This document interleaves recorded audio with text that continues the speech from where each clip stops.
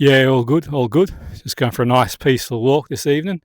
It's 9ish, starting to cool down a bit now. Been a really hot one again today, and I was doing a bit of reflecting on my walk and thinking how when you bring on a player in football, when you do a substitution in football or a tactical change, it can shift the direction of the game.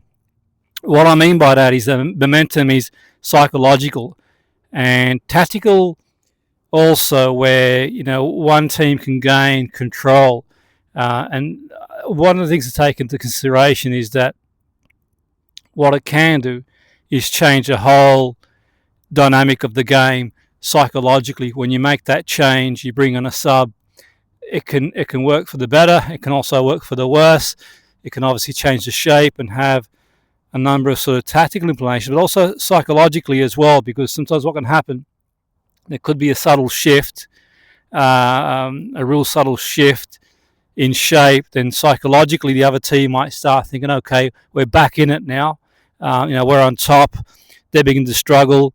They start to believe the next goal is coming. And I'm sort of referring to, particularly if you could be up 1-0 or 2-0, and you might make a change, defensive change, thinking, okay, well, I'll shore it up at the back. And, I'm all for it in certain situations. I'm not saying I'm against doing that, and look, I'm not here to give advice. I'm making a suggestion, just my take on it.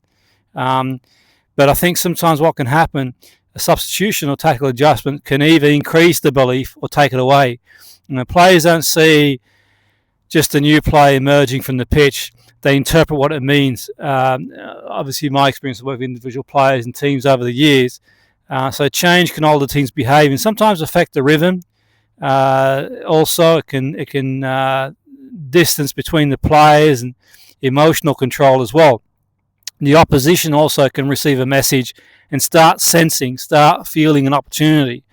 And for me, I think one of the key points, and I've worked with some really, really fantastic coaches and managers over the years, one point of consideration is managing momentum.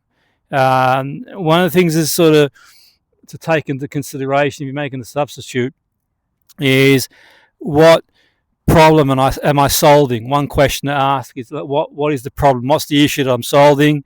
What behaviour do I want from my team after the change? That's really important. What behaviour do I want? How will the change? How will the opponent interpret the decision as well? And these are some of the points of consideration there, because the substitution, it's really important that you're making a sub. It's not reactive. It's designed to control the next phase of the game. You're not reacting to the situation. You're staying calm. You're looking to control the next phase of the game.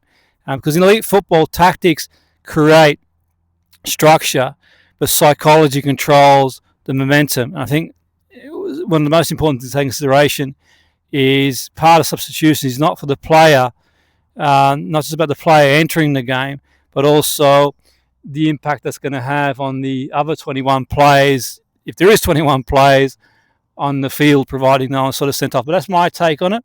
Always good to hear other people's sort of thoughts and feedback. And yeah, that's just the way I see it, the psychological aspect of making a sub in the game.